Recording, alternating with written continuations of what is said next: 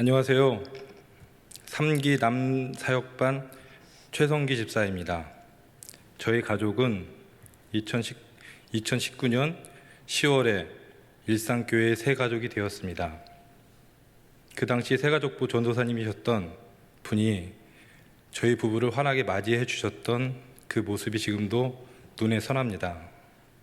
꽤 아름다운 풍경이지만 다른 시각으로 바라보면 저희는 오랫동안 영적인 굶주림에 시달려온 실향민이나 다름이 없었습니다. 그 후로 4년이 지났는데 지금도 저는 주일에 이 말씀이 들리면 가슴이 떨립니다. 인생의 방황은 하나님의 품 안에서 끝이 나고 신앙생활의 방황은 교회 정착에서 끝이 납니다. 저는 지금 일상교회에서 정착을 잘하고 있는 것일까요? 제가 제자 훈련을 신청하게 된 이유는 간단합니다. 저는 외로워서 제자 훈련을 신청했습니다. 고독했던 저에게 제자 훈련이 가지는 의미와 가치는 그렇게 중요하지 않았습니다. 교회 안에서 저의 외로움을 덮어줄 수 있는 친구를 만날 수 있다면 그것만으로 충분하였습니다. 사실 저는 한평생 교회에서 살아왔습니다. 어려서 처음 예수님을 만나고 단 한 번도 교회를 떠난 적이 없습니다. 인생의 방황을 경험한 적도 없고 그 흔한 사춘기 방황도 경험한 적이 없습니다. 항상 교회 안에 있었고 예배하고 기도하고 찬양하고 은혜를 나누는 것이 저의 일상이었습니다. 그렇기 때문에 제자 훈련은 저에게 너무나 익숙한 것이고 부담은커녕 오히려 잠시 쉬어가는 공간으로 생각되었습니다. 그럼에도 저는 제자 훈련을 좋게 바라보지 않았습니다. 교회 안에는 다양한 사람들이 있는데 훈련의 내용이 지나치게 학구적으로 보였습니다. 그런 활동에 익숙하지 않은 교우들이 느껴야 할 소외감 또는 위화감이 저는 조금 마음에 걸렸습니다. 그러다 보니 담임 목사님에 대한 오해도 깊었습니다. 왠지 배운 사람을 더 존중하는 것 같은 느낌을 받았습니다. 하지만 저의 행동은 저의 생각과는 전혀 달랐습니다. 누구보다도 서둘러서 준비된 신청서를 제출했고 자기소개 시간에는 박사 과정을 언급하며 학력을 자랑했습니다.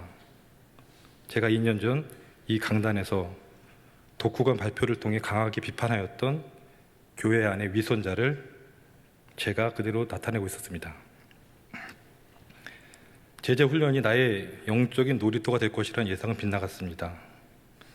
제자 훈련을 통해서 외로움의 문제는 극복했지만 그동안 감추었던 인격이 민낯이 드러났습니다. 그로 인해서 저는 동기생들과 화목하지 못했습니다. 그래서 고통스러운 시간이 있었습니다. 더 괴로운 것은 제자 훈련은 일단 시작이 되면 끝날 때까지 중단할 수가 없습니다. 교회를 떠나는 것 말고 제자 훈련으로부터 도망칠 수 있는 길은 없었습니다. 그동안 저는 모든 것을 스스로 선택하면서 살아왔습니다. 그런데 제자 훈련 안에서는 내가 선택할 수 있는 것이 없었습니다. 그래서 저는 힘들었습니다. 어쩌면 이것 모든 것을 내가 원하는 것으로 선택하기 때문에 우리의 비극이 시작되는 것 같습니다. 교회도 내가 선택하고 설교도 내가 원하는 것만 듣고 어울리는 친구뿐만 아니라 교회 안에서 함께 지내는 사람들조차 내가 원하는 사람들과 어울립니다. 그래서 우리는 점점 더 불행해지는 것 같습니다. 그런 모습으로 질주하듯이 살아갔던 저에게 제자 훈련은 확실한 브레이크였습니다. 그렇게 고민을 거듭하다 보면 교회가 눈에 들어오기 시작합니다. 담임 목사님의 마음이 느껴집니다. 그리고 일상교회를 향한 예수님의 마음도 느껴지기 시작합니다. 저는 교회에는 결이 있다고 생각합니다. 그 결은 각 교회가 가진 고유의 형상을 의미할 수 있습니다. 교회의 결과 가장 잘 어우러진 교인 한 분을 찾으라면 그분은 단연 담임 목사님이십니다. 교회의 머리이신 예수님이 특별히 담임 목사님에게 그 결을 허락해 주셨다고 저는 믿고 있습니다. 그 결은 어쩌면 목사님의 목회 철학일 수도 있고 하나님으로부터 받은 비전일 수도 있겠습니다. 그것이 무엇이든지 간에 그 결을 잘 따르면 교회 안의 모든 생활이 지극히 부드럽고 편안하고 아름다워집니다. 제자훈련은 바로 그 결을 배우고 따르는 시간이었습니다. 저는 주일 아침에 예배당 안으로 들어오면 행복함을 느낍니다. 주변에 아는 사람이 한 명도 없지만 전혀 낯설지 않습니다.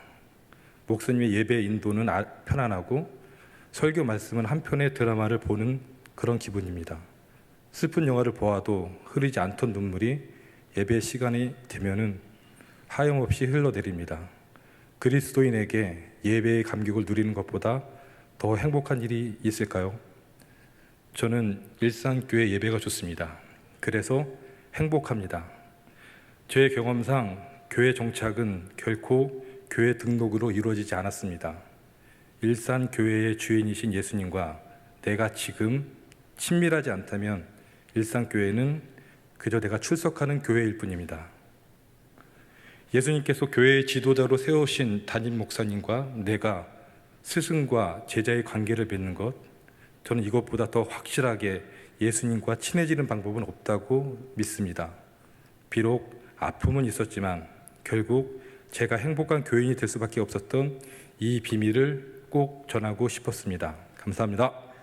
안녕하세요. 3기 여사역반 배혜정 집사입니다. 처음 간증 이야기를 들은 날 문득 2년 전 제가 악에 받쳐 울면서 기도를 했던 순간이 떠올랐습니다. 당시 주님, 제가 교회를 다시 다니면서 절대 하지 않을 것이 두 가지가 있는데 그건 바로 다른 사람들과의 교제와 간증입니다 라는 기도였습니다. 그리고 2년이 지난 지금 저는 간증의 자리에 서 있으며 제자훈련을 지나 사역훈련 중에 있고 부부구역에 참여하여 풍성한 교제를 나누고 있습니다. 우리 주님은 참으로 짓궂으십니다. 얼마 전 담임 목사님께서 전화로 말씀 주신 헌신예배의 간증 부탁이 마치 고집 좀 그만 부리라는 주님의 음성처럼 느껴졌습니다. 주님은 지금도 이 교만한 저를 다듬어 계시고 계심을 믿습니다. 제가 왜 악에 받쳐 그런 기도를 드렸는지는 3년 전으로 거슬러 올라갑니다. 그 당시 저는 그간 투자해온 제 삶의 노력의 결실들이 맺어가는 시기였습니다. 철저한 계획형인 저는 욕심이 많은 사람이었습니다. 늘 일과 자기 개발에 시간을 보냈고 그러한 노력들이 드디어 빛을 받으며 사업은 성장했고 남편도 안정적인 직장에 들어갔습니다. 아이는 또래답게 건강하게 밝게 자랐습니다. 제가 꿈꾸던 미래 바로 그 길 가운데로 가고 있었습니다. 그러던 중 그해 받았던 건강검진 결과에서 저는 예상치 못한 큰 병을 앓고 있음을 알게 되었습니다. 본격적인 투병 생활이 시작되면서 제가 계획하고 진행하던 모든 것들이 멈추고 무너지기 시작했습니다. 그 누구도 제가 가진 그 어떤 것도 제 미래를 보장해 주지는 못했고 치열했던 지난날을 돌아보며 악착같이 붙잡고 있던 여러 욕심들이 얼마나 가볍고 허망한 것이었는지 후회가 되었습니다. 투병 중에 사람들에게 상처를 받게 되는 일도 생기게 되었고 계속되는 치료에 몸과 마음은 더욱 지쳐갔습니다. 저는 더 이상 상처받지 않기 위해 마음의 문을 닫기로 결심했습니다. 어차피 저 사람들은 내 상처에 관심 없어. 그저 흥미로운 이야기거리 하나 만들어줄 뿐이야 라고 생각하면서요. 감사하게 저는 2년 가까운 투병 생활이 끝나고 완치 판정을 받게 되었습니다. 하지만 시간이 지나며 감사함은 익숙함으로 변해갔고 분주한 현실 속에서 어느새 저는 예전에 치열했던 모습으로 다시 돌아와 있었습니다. 다만 달라진 것은 이 치열함이 이전과는 다르게 굉장히 허무했고 공허하게 느껴졌다는 것입니다. 이제는 예전처럼 치열하게 사는 것도 투병 중 결심했던 새로운 삶을 살아내는 것도 자신이 없어졌습니다. 저는 길을 잃었습니다. 삶의 방향에 대해 남편과 참 많은 이야기를 나눴지만 길을 잃은 마음은 좀처럼 회복되지 않았습니다. 그 무렵 남편은 저와 함께 제자반에 들어갈 것을 권유했습니다. 가야 할 길을 함께 구해보자는 것이었습니다. 부담감이 있었지만 그렇게 훈련 생활이 시작되었습니다. 그 시간을 통해 배운 말씀들은 저에게 큰 위로가 된 동시에 때로는 너무나 아팠습니다. 그 말씀들은 제가 얼마나 다른 것을 쫓고 살았는지 직면하게 하셨고 여전히 내 안에 내 고집으로 가득 차 있다는 것을 매 순간 깨닫게 해주셨습니다. 그런 저를 마주하는 것이 참 힘들었지만 신기하게도 제 삶은 조금씩 단순하고 명확해져 가고 있었습니다. 그렇게 1년의 제자훈련을 마치고 2년차 사육훈련을 맞이했습니다. 늘 계획이 있으신 우리 주님께서는 저에게 변화의 기회를 주고 싶으셨는지 기독교 대안학교를 다니는 딸 학급의 대표 학부모로 세워주셨습니다. 첫 마음과는 달리 훈련을 통해 배운 섬김의 자세보다 제 몸에 오래 배인 익숙한 방법을 선택하고 행동하며 후회한 날도 있었습니다. 그러던 어느 날 다른 학부모님들과 함께 티타임을 하던 중 한 집사님의 표정이 너무 어두워 묻자 시부모님의 문제로 남편과 다투다 감정이 격해졌고 지금 사이가 틀어져 힘들다는 이야기였습니다. 주변 분들은 남편의 기대치가 너무 높다, 남편에게 단호하게 이야기하라 등의 말을 이어갔고 저도 함께 동조하려 했지만 마음 한쪽에 불편함이 느껴졌습니다. 그건 하고 싶은 말과 해야 할 말들을 구분할 줄 알아야 한다는 훈련을 통한 배움 때문이었습니다. 그 자리에서 저는 평소보다 말을 아꼈고 나중에 둘만 있는 자리에서 그동안 얼마나 힘드셨는가에 대한 이야기를 시작으로 훈련 중에 배웠던 섬김의 진정한 모습들을 용기 내어 말씀드렸습니다. 그날 밤 그 집사님께 전화가 왔습니다.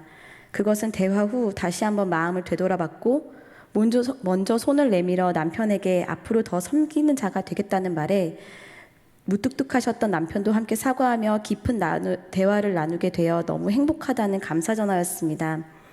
저는 평안해졌습니다. 사실 이 길로 가는 것이 맞다는 것을 알면서도 삶의 무게로 이미 무거워진 어깨 위에 제자의 길을 가는 것이 부담으로 느껴졌던 때가 계속 있었습니다. 그래서 때로는 피하고 싶고 미루고 싶어질 때가 있었습니다. 그러던 중 주님께서 이런 마음을 주셨습니다. 나는 단지 너가 누리기를 원했단다. 나의 나르를 소망하는 사람들과 풍성한 은혜를 누리며 좀 더 가볍고 평안하게 이 길을 완주하기를 원한단다. 주님은 참된 제자의 기쁜 평안을 저에게 주시기를 원하셨습니다. 저는 주신 마음과 배운 말씀들을 붙들고 힘을 내어 제 삶 가운데 계속해서 훈련을 받으려고 합니다. 늘 말씀으로 새 힘을 주시는 담임 목사님, 응원해주는 남편과 딸, 그리고 어머니를 일찍 보낸 저에겐 너무나도 친정 같은 우리 사역반 식구들 감사합니다. 여기 계신 모든 분들께서 이 길을 끝까지 완주하시기를 소망합니다. 감사합니다.